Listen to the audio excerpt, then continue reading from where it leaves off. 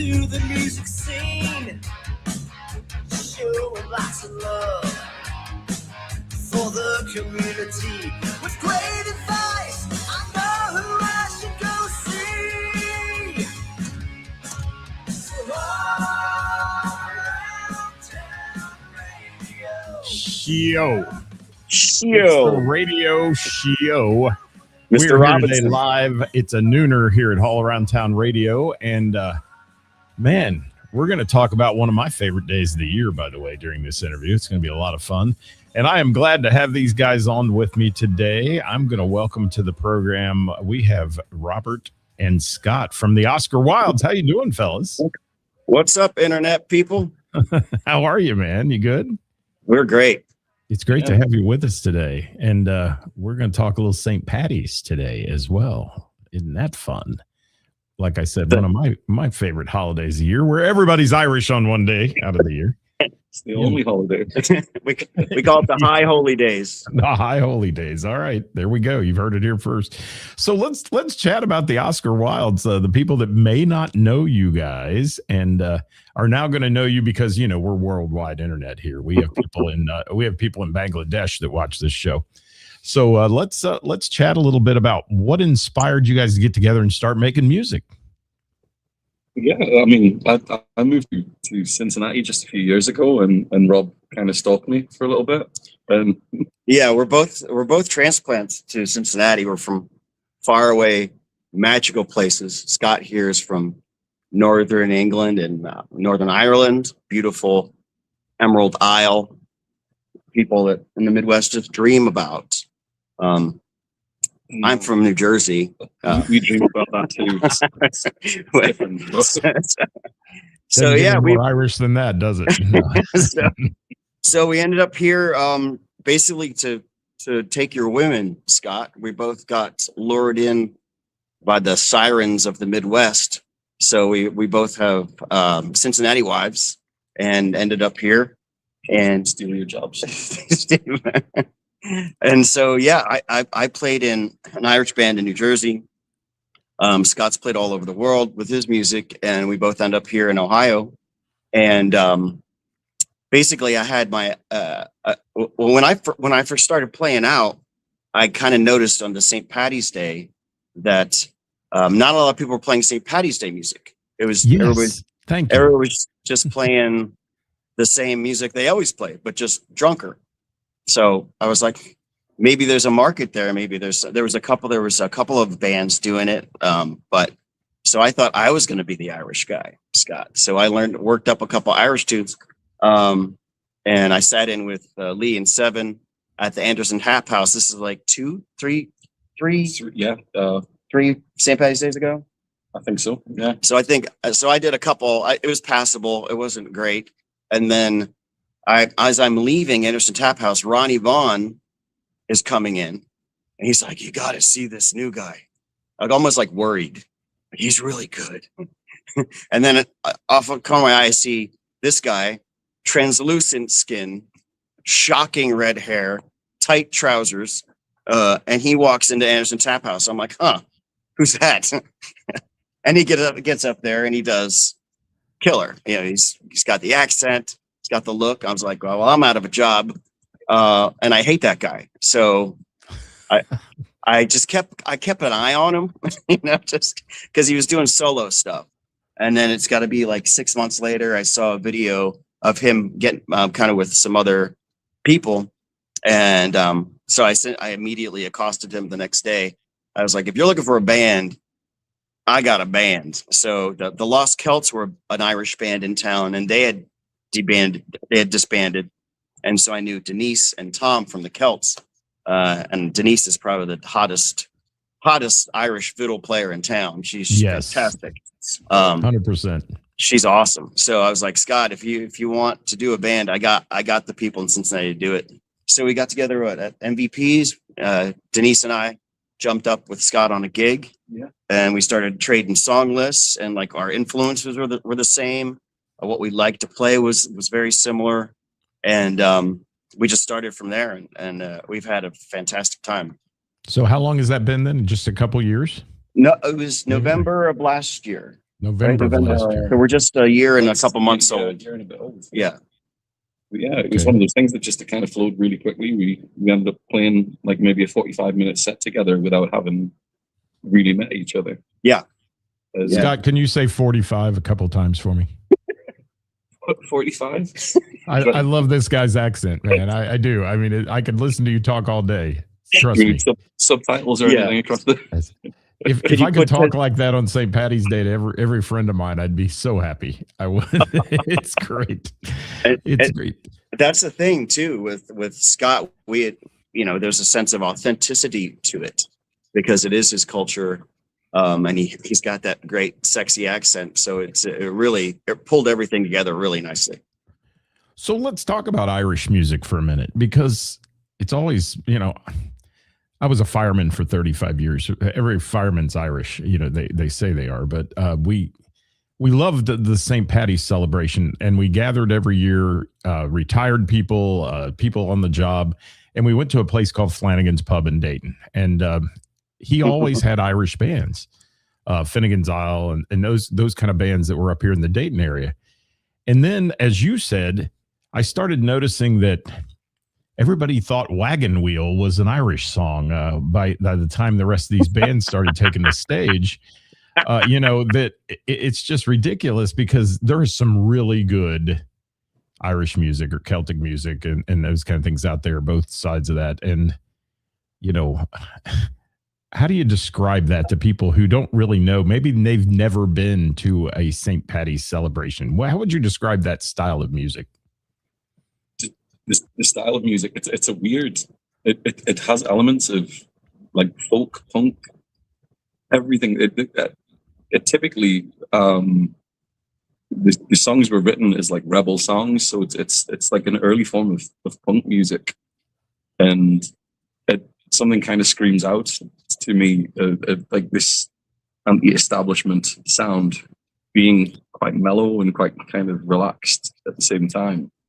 And, well, you say on your Facebook page, you're Irish folk punk band. Yes, That's how you describe it?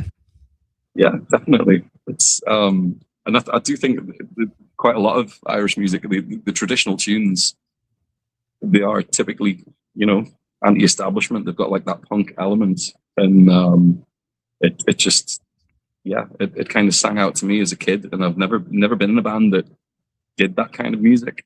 And I think part of like finding Rob and Denise and Tom here, that first rehearsal, it really kind of screamed out to me as this is what I want to be doing. This is the kind of music I would like to make.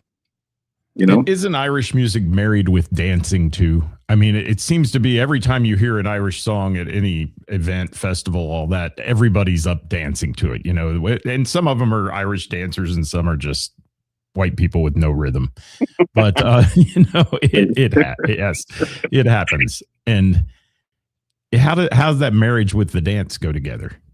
So like our Denise is our resident academic professional on this, but we have the slip jigs, we have jigs, and we have reels, and there's different rhythms to them. So there's different dances that go along with them, but you could find these rhythms in almost all of the songs. So danceability, especially for a St. Patty's Day, because the Irish do get a little melancholy. Oh, we're gonna sing Danny Boy, right? Here we go. No. Yeah. All right. So there's that's Irish Wagon Wheel. yes, that's right. All right. So yeah, I but like dancing, you guys a lot. dancing's important, especially with these manic St. Patty's Day gigs. So we have a lot of upbeat stuff. We have a lot of stuff that you can dance to even if you don't know what you're doing. And just you add a fiddle on top and off you go. Everybody's dancing. I like that description. I got to say hi to a few folks here checking in with us today. Ed Sawicki, photographer of the Rockstars. Thank you. Valerie for being here. Steve Ware, thank you so much for joining us. Carla, thanks for being in the house today. And we'll take your questions. If you have a question for the band, drop it in the comments. I'll get it popped up on the screen here, and we'll address that as we go. And speaking of a question, Steve's got one. Does Oscar Wilde's play originals or covers? I was getting to that, Steve. You're overproducing me here today, but go ahead. Excellent question. And do you have originals? Yeah, we do. We actually Scott did this. This is Scott's fault, but he booked an original gig when we had no original music, and we had a month to prepare. He was just inspired. This outfit was kind of it was kind of built for it. He had all these little songs and bits of pieces of songs, and we gave it a shot. I mean, I did original music in New York and New Jersey my whole life, and I didn't do covers until I moved here.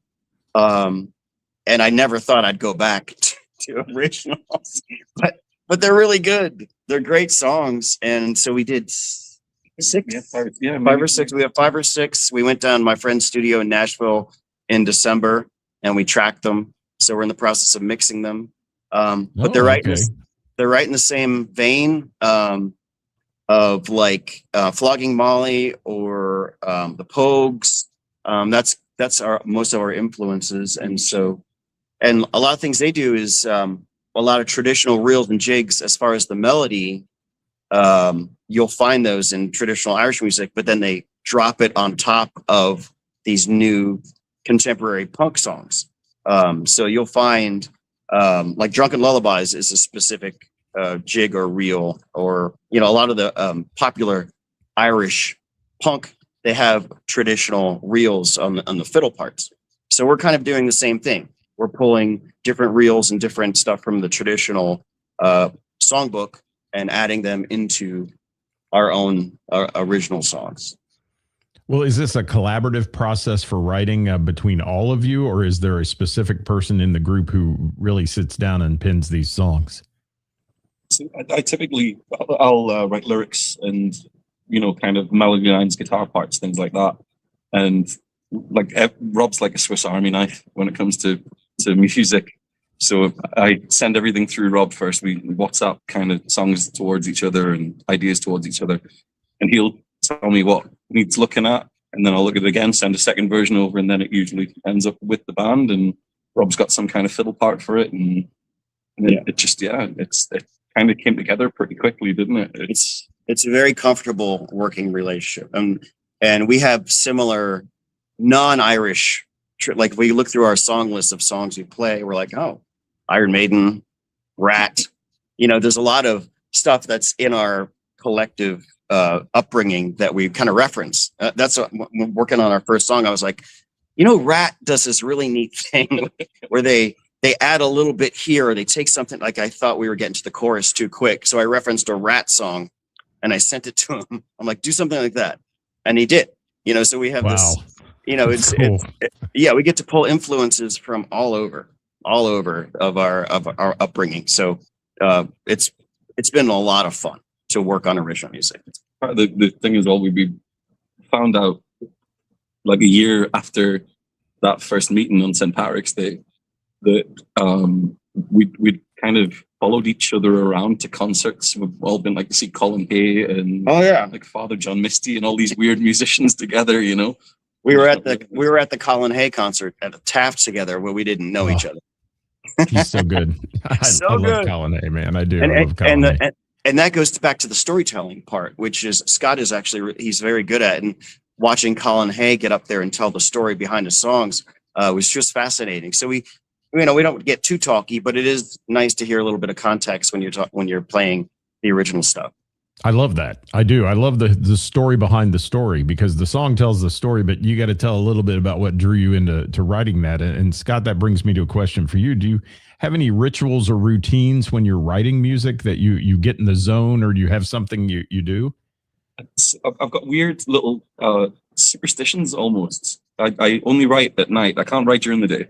That's a genuine thing. It's always like 3:00 in the morning. And my favorite weird little ritual is I have to write in the book that has been gifted to me.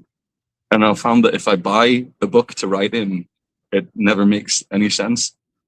But yeah, typically what I do, it's wait till everyone's in bed, get a little glass of whiskey, pen, paper, and it's a weird little process, but it just works. What whiskey do we drink? Yes. You're my man. All right. Yes. That's the yes whiskey. I'll have yes whiskey, please. Typically, I like a Lefroy. Lefroy whiskey is my go-to. Yeah. Real Irish guys don't drink Jameson like I do all the time. That's my go-to everywhere I am. I'm known for that. Karis owes me 165 Jamesons for saying F-bombs on the show on Tuesdays. So every time she drops an F-bomb, I get a free Jameson. So I'll be drunk. That's a lot of Jameson. That's a lot of that. Yeah, that's a lot. Tell my liver that way. Save it up for St. Patrick's Day. Just make a note of how many. Oh yes, I could buy the whole bar around. Ed says Celtic is one of my favorite genres. I listen to it year round. Thank you, Ed. Ed's been one of our early supporters. We played at the Bell and the Bear, the open jam last year around this time, right before St. Paddy's Day, and we that was the first time we kind of introduced ourselves to the Bell and the Bear crew. And Ed's been in our cheerleader ever since. We really appreciate him. We took some great photos. Mark Bransford also giving you a big shout out there. Says super fun band, high energy, always coming from one of the greatest sound guys in Cincinnati. Thank you, Mark, for that. And guys, if you have questions, drop it in there, if you will. And Kevin says, how many Jamesons? That's a lot of house wine. It is. That's a lot of house wine at the Bell. For real. And Geraldine says she was there. It was awesome. So good. So she heard you that. Hey, Geraldine. I've got some more questions that we want to dig a little deeper here into you guys if we can. Obviously, you're going to have something coming out, an EP, a CD, or something with this mix down you're doing, right? Yes. Yeah, we're going to do a physical. I mean, that is point of discussion. Yeah. How do you do it? But I think we'll do CDs just because we'll do everything digital, of course, but CDs and maybe a limited run of vinyl. We'll just have to see. Well, let me ask you this. What venue did you first perform in as a band, the Oscar Wildes? Do you know what the first show was ever? So we played Monkey Bar. I think that was pretty early days. But Monkey Bar was without Tom. It's interesting. I think, it may have been at like one of my gigs. We just kind of so Scott's a working musician. So this is all Scott does. And so he has a huge catalog. So he's out there just like all of our other friends that are out doing the solo acoustic guy gig. So it's been actually super helpful because we could just show up and start running songs on his gigs, and that kind of got some reps in. I know Factory 52 is one of our earlier gigs. The Strauss House, we did a couple. The Irish Heritage Center. That's a big place for us. They're a great resource and a wonderful organization for Irish culture and music in Cincinnati, down on the east end there. Perfect. Well, I've got a few more great questions I'm going to throw at you here. But before we do that, I need Scott to answer the age-old question. Yeah. Pattys or Paddys? Paddys. Thank you. Yeah. Thank you for clarifying that from everyone from the mouth of Ireland, ladies and gentlemen. Please quit no saying TTs. TTs. No TT. TTs are for other things. Let's talk. Yeah, let's talk about Paddy. And do you know also that why it's called a paddy wagon? The police vehicle that they used to haul drunks to the jail in was called a paddy wagon. If I was to presume, it would be like New York Irish cops. Yes, and they took all these guys, and everyone said their name was Paddy, Paddy, when they would get arrested. That's a trivia question, by the way, for the day. So, any disagreements that go on in this band creatively when you guys are coming up with songs? How do you solve them? So basically what we do is we sit down and I argue my point with Rob, and then we both decide that Rob was right. Because genuinely, the amount of times we've had some songs written or even ideas of covers or whatever, and Rob will say, oh, we'll do this with it. And I'm like, no, you can't do that. That's not going to work. It's never going to, oh, look, it works.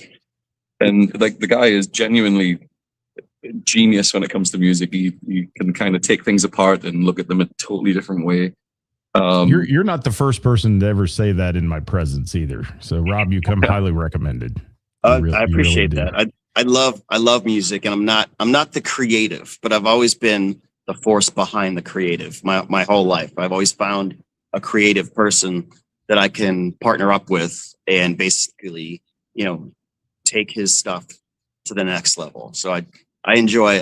That's my favorite part by far. I love it. Loves a key change as well. Oh, give me a good key change. You're there. I'm a kid of the '70s, so I'm just used to Manilow and Bacharach and all these great songwriters that were kind of very advanced songwriting techniques, and I just love it. So if I can shoehorn a key change in a song, I'm doing it. From New Jersey, I thought you'd say Bon Jovi. But that's okay. I do. I love my Jovi. So Ed's asking, do you have any Celtic festivals booked? How about booking the Dayton Celtic Festival too? Because that's huge. So, and we're relatively new. So yes, we've submitted to all of them, but we don't know anybody. So yeah, if anybody's out there has an in at any of these festivals, we're just online and we're making calls and sending emails, but that's not how you get in those places. Right. So yeah. So we're open for anybody's suggestions as far as connections, because we are still new. And another question: do you have any music available on streaming platforms right now? We don't right now. We're about to though. We're pretty close to it. I think we're going to do a single called Dead Rabbit pretty soon. Yep. Single and a B-side. You're on YouTube, right? Yeah, we've done some videos up there. Yeah, we did. We drove around town and did a couple of our covers and set up a camera. So we have our cover of Into the Mystics up there. I love the way that turned out. And Pogue song, the Body of an American. We have. I know we got a couple more in the hopper. I just need to get them processed and uploaded. So what are the future plans for the Oscar Wildes? Because you are, I hate to use the term, but pigeonholed into a specific style there, I guess, and genre. What are your future plans? We're going to take over the world. I knew that was coming. We're going to genuinely keep writing. There is not an awful lot of Celtic punk music around at the moment. I mean, there is some great bands with like your Flogging Molly's, Dropkick Murphys, like Real Mackenzies. We love the Tossers, bands like that. But there's just like a massive gulf. There's not a kind of it's not as prevalent a scene as it used to be, and we're kind of niche as far as a band in Cincinnati goes. We are very niche, and that's something we do struggle with. How do we keep ourselves busy the other 11 months of the year? And we still struggle with that, honestly. We do a couple. We may be doing more of the original scene, which is not, a money-making scene, but it keeps you busy. Or we have to expand our set list to be a little more broad. And like I said, Scott has a huge set list, so it just be about learning some stuff that would get us through the whole yesteryear. But we always kind of put our own spin on stuff. So even if we do your standard covers, they're going to sound a little different. They're going to sound like an Irish punk band's doing it. Well, you kind of hit up what I was leading into, and that was on the music industry challenges right now to play out live. And certainly there's this push, and we talk about it on the show a lot, about between originals and covers and all those things. So Scott, you play a lot, obviously. Do you blend cover songs in with your original tunes, or is it mostly covers? Or it kind of depends on the venue. There are certain bars where they expect you to play exclusively covers, and you can kind of judge that from the audience. You've got to kind of take stock of who is in there and who's listening, I suppose. But there's a lot of venues, and genuinely, what I'll try and do is throw an original song in there, and see who comes up and asks about it later. And if it kind of gets away under the radar and people applaud, or if people come up and say, "Oh, that song was great. Who was that?" Even better. It kind of, I enjoy. I lost your audio there for a minute. Yeah, I think. Am I back? We're good. Yeah, you're back. Yeah, like I said, it's just it depends on the venue, really. If I can get away with a couple of original songs, it makes me smile at least. Yeah, there's a gentleman I see play out, Paul Cullen, and I don't know, you may know him, but he's Irish as well, from the Irish lands, and he does the same thing. He plays a lot of cover tunes, but he puts his spin on it, and the accent and everything. It's kind of fun to watch and hear, and that keeps him relevant throughout the year, where he's not just playing St. Patty's Day. I'll emphasize the D's. Patrick's, but yes. Nailed it. Nailed the D's. I did. I'm dropping D's today, people. So looking forward to a show at the Bell and the Bear on St. Patty's Day. And you guys will be there at 2 p.m. And I understand also, besides the Bell and the Bear, you're playing like 4 gigs that day, right? Yes, we have a very full weekend. We're going to do the Jam too that Thursday. We'll be at the Jam on the 12th. So we'll help, come in, say hi to everybody and promote the show. Play a few songs. Play a few songs. So yeah, we got a full calendar. I think we have about 15 in 5 days or something. Yeah. So multiple shows, and like that'll be St. Patty's Day is 4 shows, Saturday is 3, Sundays 2. So they were just kind of jamming them all in, running from one to the other. So if you're doing the so to speak circuit on St. Patty's Day, folks, and you're watching this show, we know a lot of you are going to be watching after we're live. Keep that in mind. Keep the 2 p.m. time slot at the Bell and the Bear in mind, at least, and then or follow their page. I had some people pop up here and say they followed you on YouTube already, and those kind of things. But please follow this band and get out and see them. And I know I need to see a full show. I've seen the jam section of you guys being there, but I've not seen a full-blown show from you guys, and I think that'd be just absolutely ideal. I will be doing an event for St. Patty's early in the day, but who knows what the afternoon may bring. And, once everybody gets what I call amateur hour starts afternoon, I will probably be bouncing around to some other places. And we're having our shots at 6 a.m. So I think we'll be in good shape. I will have a driver, however, need a driver on that smart day. So strengths and weaknesses in the band. Let's talk about it. You've got all these players and gosh, can I say fiddle player, I guess, for lack of a better term, but the fiddle player, she just is phenomenal. But you have all these strengths in the band, and it all seems to mesh, right? I mean, you put it together. It seems to be working for you. Did that take a while, or did everybody just hit the ground running from day one and you guys were like, we're bonded? Well, I had worked with Tom, and we had a band called the Done Before, and that was kind of similar, not Irish, but like a faux bluegrass band. So I had been working with Tom for about 3-4 years, and I knew Denise from early part of that project. So the personality thing, Scott was really the question. We were fine, but we didn't know how this guy was going to work out. But it really it gelled together really quick. I mean, like, I guess some of our challenges is a mix, the covers that we do. Sometimes we get a little in the weeds. That's my fault. Yeah.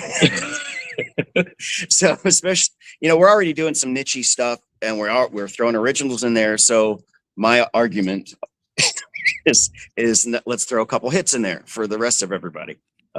So that does tend to be a point of discussion. It's very much myself and Tom, our drummer. We like some seriously obscure music. Yeah, and it's like we're all there like, oh yeah, let's put some Frightened Rabbit in the set, and everyone's like, no, who are these people that you're talking about? Yeah, Tom particularly has no idea that the music he listens to is odd. Scott knows. Scott knows he listens to some obscure stuff. Tom has no idea.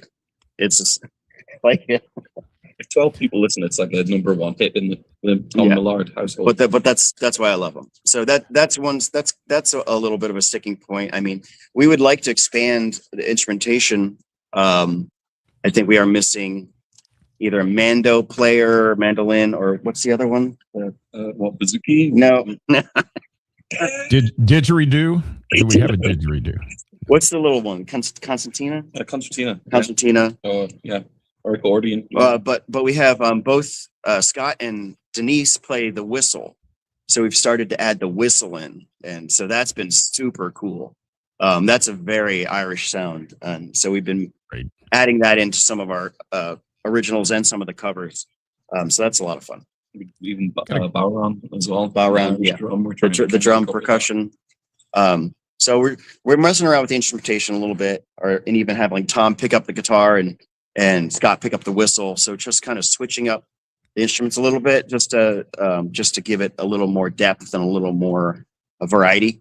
Kind of keeps things interesting for us too. You know, if we're kind of rotating instruments a little bit, and takes the heat off me. There are a lot of parts to Irish music. There are, and I mean, you can always break into that jam band like solo thing for each one of the instruments as you go through it, and it makes it really fun. Mark's asking a good question. You ever thought about playing the Renaissance Festival?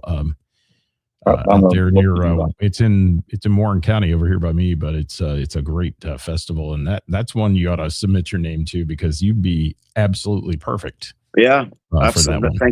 Thank you, Mark. Yeah, we'll put that on the list and get on it. Ed's going to be at the Bell shooting photos of you that day, he says. Nice. And, thank you, Ed. Ed, Brian, thank you. Steve's ready for kegs and eggs. Okay. Yeah. Kegs and eggs. What a combination that is by 2 p.m. All right. Oof. Yeah. Let's see. Geraldine's taking the day off. She'll be there. Good to hear that. I plan to take the day afterwards off. Yeah. Valerie said she's in Pleasant Ridge. She remembers the done before. Nice. Yeah. How about that, fellas? Thanks. So, a couple more things here before we have to go today. Let's talk about what the crowd can expect from your show at the Bell and the Bear on March 17th at 2 p.m. Shameless plug. We've got a few surprises, actually. We've got some unusual. There's still an Irish link to a couple of them, but they're a little bit outside the box. So we're gonna. You always like the hits, Scott. So I think we're gonna play a hit from 1997. I'm not gonna tell you what it is. 1997, 10 weeks in the top 10 that I can almost guarantee has never been played on the Bell and the Bear stage. So it's a hoot. It's a riot. So we're trying to do a couple of like really signature stuff, like some really fun stuff that only we do. And then you got your Flogging Molly, you got your Dropkick Murphys, you got your Pogues, a lot of traditional stuff. And a lot of times we can, Scott has a huge catalog in his brain of super sad Irish music. So he can take requests, and the rest of the band can take a break, and he can just do, if someone comes up and requests an off the wall Irish song, he probably knows it. So we do a lot of traditional stuff. Can you make us cry that day? Will you make us cry at some point? I can make or will a beer make us cry? My music, Irish music, makes strong men cry in train stations. It's going to be fun.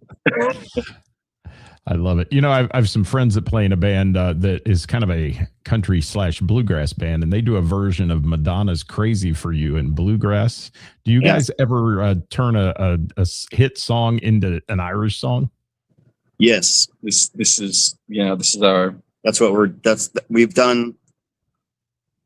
That's what you're going to do with this. That's what we're going to do. It's our big hit. That's our big hit. But we're going to do more of it because I think it really and that's what the Done Before did. We did a lot of bluegrass versions. We did Rio. We did Dio. We did a whole bunch of stuff, but in a bluegrass form. And it was like the Cleverleys, or there's a lot of bands that do that. And it's just so refreshing. It's the songs it's the melodies but it's just framed in a different way. So I love that stuff. So we're gonna be doing more of that. But we got one we got a real strong one that we're gonna be playing these high holy days. Insanity. Yeah, it turned out really good. I love the way you just said that it's framed a different way. That's a great way of putting that because it is. It's that song everybody knows the words to, but you're playing it in your own style and version, and that's I think that's so cool. Yeah, we're getting a few more comments in here. I want to jump on those real quick if I can. Let's see. Mojo Rising is in here. They're going to be playing with you there at the Bell, I believe, that day. They're on the stage. Yes, they're on right after us, and I have not seen them. I've seen videos. Looking forward to seeing you guys. Fantastic band. Oh, Easter Rising. Yeah, they're also great. We met them last year. We both play fretboard 52, so they're playing. That is Saturday, right? I want to say Saturday. Yeah, so Saturday we're playing Factory 52 and Easter Rising. They're another Irish band. I think they're out of Dayton, but similar. Perfect. So that'll be fun. Yeah. Steve says he's going to be going where streams of whiskey are flowing. There we go. All right. So they can expect from you guys when they come to the Bell and the Bear excitement, fun, high energy. Yes. There'll be some absolute bananas. What's that one? Had the railway. Poor Paddy. Yeah. Poor Paddy. The Irish have some really upbeat, insane songs and that really bring the house down. So we have a couple of those that we're going to try out that we're looking forward to. And I don't know if you've ever been north to the Dublin pub in the Dayton area, but yes, that's another good location for y'all to play. But I will say that on they tout it as the largest St. Paddy's celebration in Ohio, and it is massive. There's 5,000-6,000 people in this tent, and it's all crazy. I was there one time though when one of those bands was on the stage playing Wagon Wheel, which it was like the pivotal Irish song, you know. And they took a break, or they were done at the end of their set, and the sound guy threw in the Dropkick Murphys, and the place went bananas. You know, yeah. I mean, it's like so much for the band. Let's just have the DJ play these great songs, and everybody's dancing. And you know, the more alcohol that flows on St. Paddy's Day, the more the crowd gets a little excited and into it. And I am looking so forward to you guys being at the Bell and the Bear. I think that's wonderful that you're playing the St. Paddy's Day celebration there. And mention those other locations you're going to be at as well on St. Paddy's Day in case people can't make the 2 p.m. start time. So we got the first one for your kegs and eggs is Dingle House at 9 a.m. Dingle House in Westchester. We start Dingle House, and then we go to Bell, and then we go to myself and Denise. We're going to Pigskins in Mount Carmel. Yeah, and then Anderson Tap House. Yeah, that's for the day. That's that day, and then Saturday is Braxton Brewery in Union, Kentucky. That for all of our Kentucky fans, that'll be our furthest south we've been. So Braxton Brewery on Saturday morning at 11. We're looking forward to that one. And then up to Fretboard Factory 52 at 2:00 on Saturday. It's the IHC, isn't it? And then we go to the Irish Heritage Center on the east side for they call it Parade Day, Saturday. I have a solo gig in Fulton Yards as well. It's 5:30 till 9 on the Monday as well. But hopefully we can convince a couple of the guys to come and hang out, play some songs. Yeah. Man, busy schedule, fellas. Anything else you want to share with the viewers today about your group, or anything you want to say before I get into my final question of the day? No, we are new, and we appreciate everybody's support. If you likes and subscription, all that stuff is super important, especially when we're reaching out for bookings and stuff. Venues do look at that kind of stuff. So anything anybody could do to get us some more likes on the Facebook, we would greatly appreciate it. Yeah, if you're watching the show live or after the fact, guys, please go to their page, Oscar Wildes, and it's easy to find on Facebook. Look them up, hit that follow button, and let them know you care a little bit, and get out and see one of their shows as well. So final question of the day, fellas. I do it with everybody I talk to. You may, and Rob may know this because he's watched the show a few times. I'm a fan. Thank you. You're a friend. I don't call anybody a fan. They're friends. And thank you. But so I'm going to start, since you already know, so you've had time to prepare. We'll give Scott a little extra time. So if you could take the stage, Rob, with any artist, past or present, who would it be? For me, to be front row at a Thin Lizzy concert to see Phil Lynott perform would be my absolute best. He was incredible, and I'm just too young. I never got a chance to see him. But as far as a front man and a bass player and an entertainer, he's my guy. So I would have loved to have been on stage or been in the front row concert at one of his shows. Gotcha. All right, Scott, you're up. I genuinely would have thought this would have been Shane MacGowan. I saw Shane play, but if I was to share a stage with someone, the most punk Irish lady I could ever think of was Sinead O'Connor. She was just a complete rebel, and just don't tear up a picture of the Pope. It's bad for business. I'll try not to do that. But. Yes. She got a permanent ban from Saturday Night Live for that. So it wasn't her best move on television ever. But I get the conviction and the fact that you believe in what you believe in and all that. So it's good to have you guys with us today. I'm thrilled to have you on, and I love St. Paddy's with a D Day. Everybody. Love it. I love the celebration, the art to it, the Irish dancers, the whole bit. It's just so much fun. And you guys are going to be kicking it all weekend long, it sounds like, all through the week and the weekend in the Cincinnati area. And good for you. I'm glad with a band that's in its infancy, so to speak, you guys are making waves. People are talking about you, which is great. We appreciate it, guys. We really do. Thanks for the support. Always. And thank you for joining me today, guys. I look forward to seeing you soon. And everybody get out and follow their page if you can. It's scrolling across the bottom. Follow the Oscar Wildes on Facebook, Instagram, and YouTube. And you can see some videos on YouTube if you want to check out their music. Anything else, fellas, before we go? I think looking forward to seeing some people out on St. Patrick's Day weekend. Hope to see a few at the Bell in the Bear. Yeah. I just want to listen to him talk. I know, right? Thank you for having us, Scott. Cheers. Oh, you're welcome, Scott. Thank you so much, Rob. Thank you so much for being here, guys. Yeah. Hey, we'll be back tomorrow live at 5 with Who's Playing Out, the best musicians and venues in the tri-state, and who brings you live local music all week long. So join us for that show. Until then, guys, get out and support live local music and the bands and venues that bring it to you. Everybody, bye now. We'll see you. Stay with me a second, fellas. Okay.